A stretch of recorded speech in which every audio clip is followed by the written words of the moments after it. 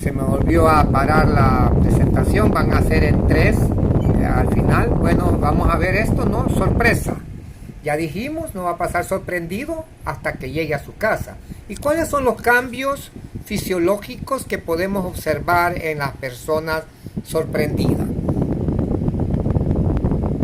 Ayuda a cejas elevadas, ojos muy abiertos, mandíbulas caídas, frente arrugada y boca abierta. Ya la vieron, ¿verdad? La mujer del extremo inferior izquierdo. Veamos esta otra emoción. Aversión, rechazo, asco, disgusto. Estas son situaciones que nos pueden hacer tener este tipo de conductas. ¿Ya vieron ustedes la persona? Ok, sí, es la mujer que se encuentra en el extremo superior derecho. Es rechazo hacia lo que nos provoca un disgusto. Por ejemplo, y siente olor a heces fecales, usted hace esa cara de rechazo y tiende a rechazar o a huir del lugar donde le provoca ese olor desagradable. Nos produce rechazo hacia aquello que no tenemos adelante, mejillas elevadas, nariz arrugada, labio inferior ojalado o hacia arriba o hacia abajo, ligeramente proyectado, labio superior levantado, párpado inferior subido y cejas bajas. Ira. ¿Ya vio a la persona iracunda? Sí, es la mujer que se encuentra en el extremo superior izquierdo.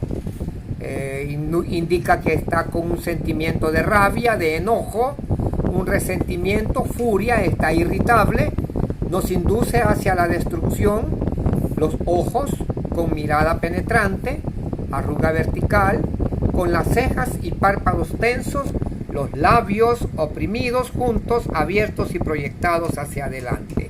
Y por último, la alegría, ya lo vio.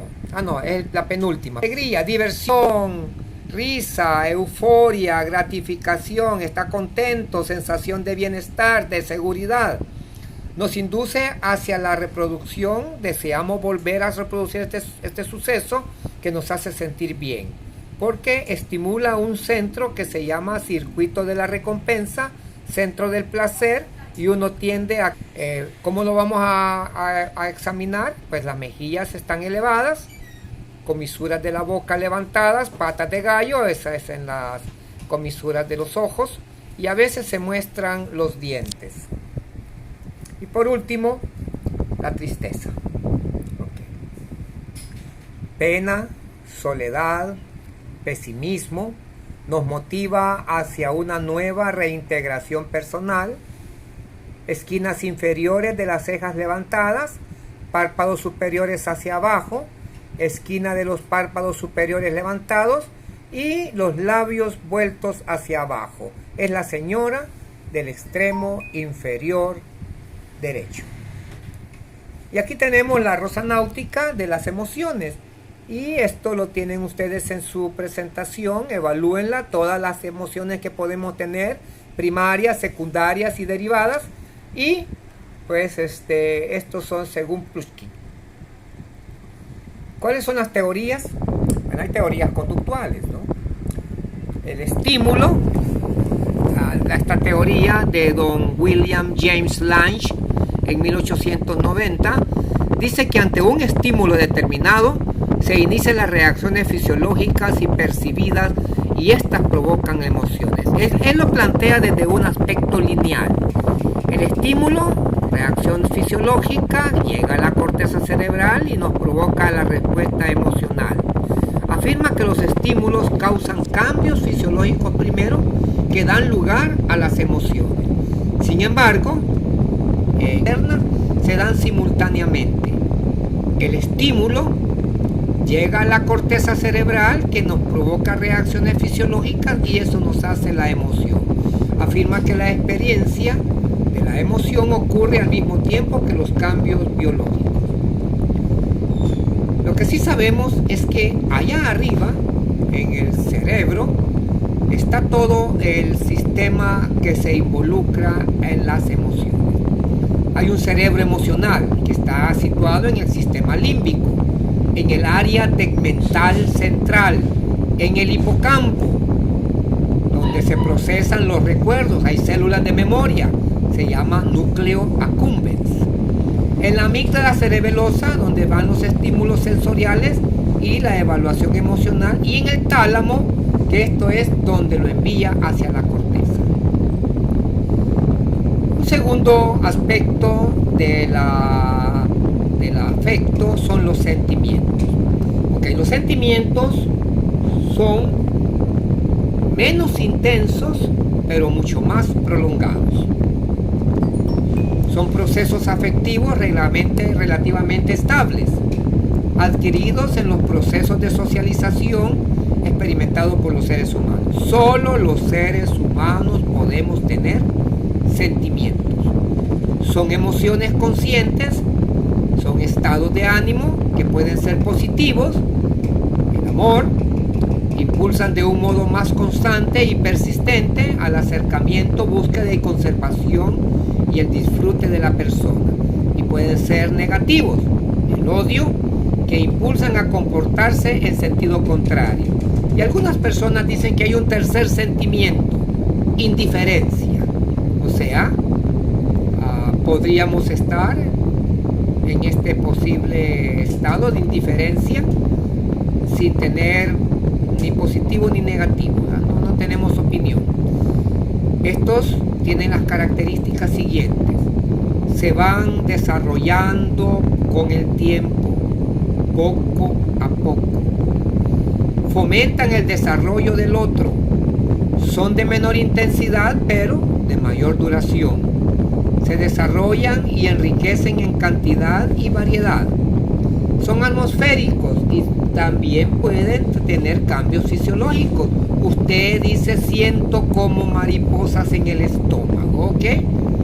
Depende más de la actividad del cerebro cortical. Ya les dije, no tiene nada que ver el corazón en esto. Sentimientos sensoriales son referidos a partes del cuerpo, por ejemplo, dolor, hambre, sed, y estos son momentáneos, son en este momento. Sentimientos vitales, referidos al cuerpo en su totalidad, se van a distinguir de los primeros porque no están localizados. Por ejemplo, me siento como, en lugar de agradable o desagradable. Cómodo, existe un recuerdo sentimental que puede revivir solo acordarse de cómo era. Sentimientos anímicos, provocados por un estímulo exterior, tristeza o alegría ante una noticia. Sentimientos espirituales o de la personalidad, son espontáneos y absolutos, no pueden apoyarse en determinados valores. También hay estéticos, pragmáticos, sexuales, narcisistas, etc. Y por último, nos vamos a estudiar las pasiones. Ok. En las pasiones son procesos mucho más profundos y de mucho más gran intensidad y que son capaces de dominar las actividades. Canalizan toda la vida psíquica en una dirección principal, llegando en algunos casos a producir la ruptura del equilibrio psíquico del individuo, o sea, a desequilibrarnos. Pueden ser positivos cuando orientan hacia los valores culturales y sublimes, y pueden ser negativos, y estas producen ruptura con el mundo exterior. No todas las pasiones son negativas.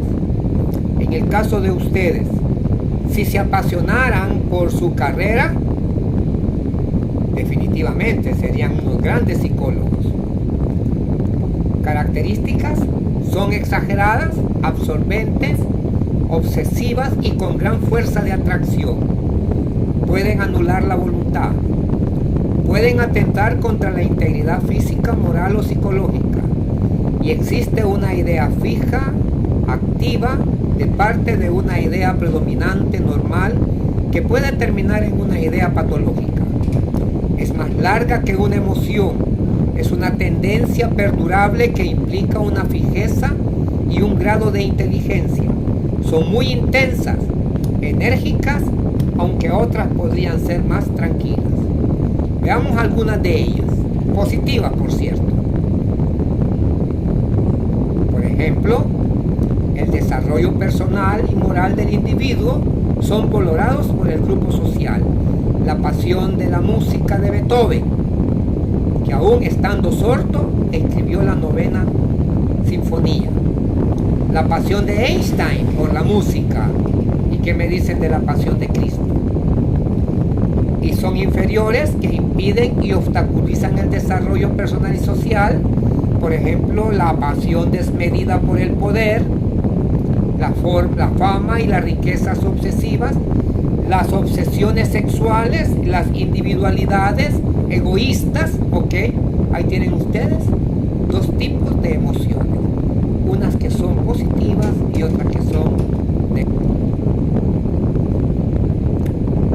Las pasiones de autoconservación nos ayudan a lograr la protección de nuestra vida física y nuestra conservación como especie humana. A ver, el deseo de descanso sin equilibrio podría ser, pues, llevarnos a la pereza. El deseo sexual sin equilibrio nos podría llevar a convertirnos en unos violadores. El hambre sin equilibrio nos puede llevar a la gula. Y la sed sin equilibrio nos puede llevar a la embriaguez. De autorrealización. Nos ayuda a conseguir la protección de nuestra vida psíquica, el sano fortalecimiento interno de nuestra propia personalidad. El deseo de amar y ser amado, sin equilibrio, podría convertirse en envidia y celos. La valentía sin equilibrio podría transformarnos en personas temerarias. El sentimiento de rechazo hacia alguien o hacia alguien sin equilibrio nos podría mudar a un odio. El orgullo sin equilibrio nos puede convertir en soberbios. Y el deseo de justicia sin equilibrio nos puede llevar a tomar las leyes en nuestras manos y convertirnos en unos asesinos. Ok. Ya vimos los aspectos del afecto. Ahora vamos a enfrascarnos en la psicopatología. Y vamos a ver que en psicopatología lo patológico no es nada más que una extensión en tiempo y en profundidad de algo normal. Por ejemplo, la angustia. La angustia normal es más ligera, lleva a una función adaptativa. Por ejemplo, el temor ahora a contagiarnos del coronavirus nos pueda llevar a estar en cuarentena en nuestras casas. Es menos corporal, no nos va a dar somatizaciones en planos de sentimientos psíquicos y surge dentro del ámbito de la libertad. Mientras que la angustia patológica es más profunda, deteriora el funcionamiento psicológico, es más somatizante, o sea, más corporal, se da en planos de sentimientos vitales y hay una reducción de la libertad corporal.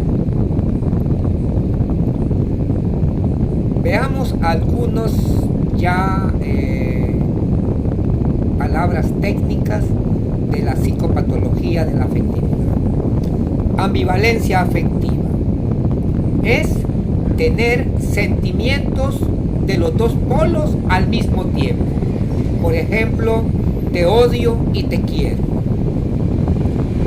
Paratimia afectiva es un sentimiento que experimenta la persona que no son adecuados o no se adaptan al contexto en un momento determinado.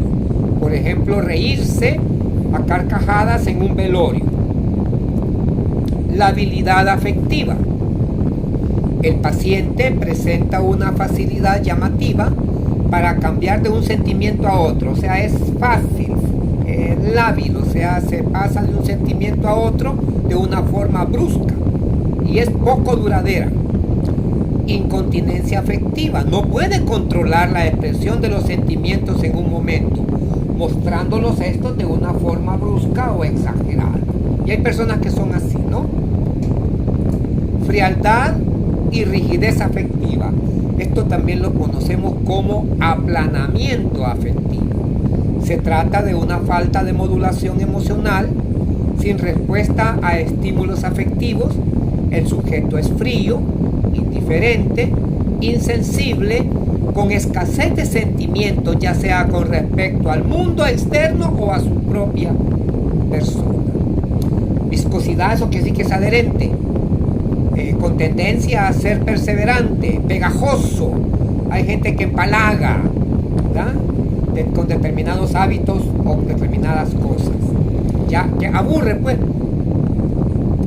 Moria es un cuadro compuesto con 3 sentimientos: euforia, puerilidad y tendencia a realizar juegos de palabras con tendencias al erotismo. Neotimia son nuevos sentimientos que el sujeto los vive de forma muy especial, dadas las características de esto. Y esto acá ustedes, chicas, les han podido decir: lo que siento por vos nunca lo había sentido. Bueno, ahí vea si lo creen.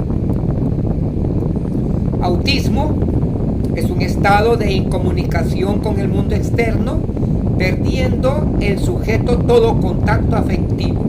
En el autista, cuando veamos estos trastornos del desarrollo, vamos a ver cómo puede una persona desarrollar ciertas características cognitivas, como la inteligencia y la memoria, pero desfasarse en el afecto, perdiendo todo contacto afectivo. Sensación de que parte del sujeto de que el mundo exterior está cambiando, como un presentimiento, como un presagio. Ambición inadecuada. Es una inadecuación entre la ambición y las posibilidades reales de cada individuo para alcanzar las metas y fantasea. Celo es un sentimiento inadecuado de propiedad, el querer tener derecho sobre algo o sobre alguien. A ver, y aquí tenemos que entender que hay 2 tipos de celos, ¿no? Por ejemplo, una persona que dice: yo, por ejemplo, celo mi carrera, no la expongo, no me meto en fallas a la ética profesional. Eso es tener celo. Pero celotipia es tener este sentimiento inadecuado de propiedad, creer que tiene uno en el CNR inscrito algo de alguien, y no es así, ¿no? El enamoramiento, la persona entra en un estado tal de resonancia con el otro que no encuentra de la forma de hacérselo saber con palabras. El estado del enamoramiento es lo que más deteriora es la lógica. Algunas personas podemos decir que el enamoramiento es la psicosis más común de todas las personas. Cuando usted está enamorada del mundo, y solo usted lo ve, nadie más puede decir que sí, eso es cierto. O sea, usted ya perdió el contacto con la realidad. Erotomanía, la persona tiene la certeza de ser amada. Son 3 los sentimientos incrementados en esta psicopatología del afecto: el orgullo, el deseo y la esperanza. Y la irritabilidad es la desproporción entre el estímulo y la reacción, propensión a los accesos de cólera originados por una ocasión más insignificante. O sea, esto es lo que nosotros decimos cohetes de mecha corta. Indiferencia afectiva es una falta de reacción afectiva a las percepciones y vivencias. Y tenacidad afectiva, al contrario, es una persistencia normal de los afectos, odios y rencores, convirtiendo a las personas en perpetuos malhumorados. son esos que andan regando veneno con esas avionetas que riegan veneno en las algodoneras. Perplejidad se produce cuando se experimenta una conexión con otras experiencias almacenadas en la memoria. La persona no las reconoce y genera vivencias de desorientación y desconcierto de la persona. Estupor melancólico, esto tiene que ver mucho con la movilidad. Se manifiesta por inmovilidad, rigidez y aparente suspensión de todas las actividades físicas y psíquicas, con esporádicas muestras de dolor moral, tristeza, gemidos, llanto silencioso, sufrido, ¿no? Cataplejía consiste en la ausencia paroxística del tono muscular. Cuando usted vea esa palabra catalepsia, cataplegia, la esquizofrenia catatónica, es porque la persona pierde el tono muscular, desencadenado por emociones como por ejemplo la risa, sorpresa o sobresalto sin pérdida de conocimiento. O sea, queda congelado. Anedonia, entienda como anedonia la incapacidad para experimentar placer. Expresa la desconexión emotiva que supone la falta de gusto por las cosas, incapacidad para vivir situaciones placenteras. Embotamiento o aplanamiento afectivo es la disminución de la capacidad de respuesta emocional, como si no pudiera sentir nada por otro. Aparece como fríos, indiferentes, indolentes, apáticos y se sienten distantes o lejanos. Y disforia dice dificultad. Es un estado afectivo en el que el paciente está inconforme, desagradado, insatisfecho, inquieto, irritable, ansioso y triste. Todos sentimientos y emociones que oscilan continuamente, dando al observador la impresión de un ánimo cambiante. Reticencia. Es un sentimiento de desconfianza extremo. El paciente se muestra abiertamente poco cooperador con el entrevistado. Tómelo como resistencia. Y suspicacia es un estado afectivo exagerado, exaltado, ya sea deprimido o disfórico. El sujeto siente en un grado excesivo que las actitudes, conductas y expresiones de los demás son simplemente apariencias que ocultan otra verdad en el fondo. Son esos que no se las creen, son muy, como le diríamos, incrédulos. Hostilidad. El paciente se muestra agresivo con los demás, poco cooperador y entorpecedor de la labor del entrevistador. Siente que el medio que lo rodea le es adverso y desconfiado, y ésta continúa en actitud de defensa y ataque.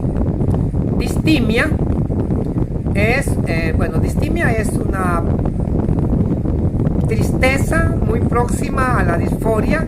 El paciente sufre oscilaciones extremas y accesionales de sus movimientos afectivos con trascendencia conductual. Ok, veamos ahí.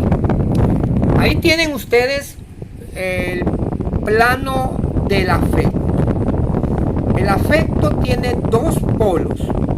El polo de la alegría, que va con alegría, euforia, júbilo, exaltación, éxtasis, y sigue subiendo, va a llegar a la hipomanía y la manía.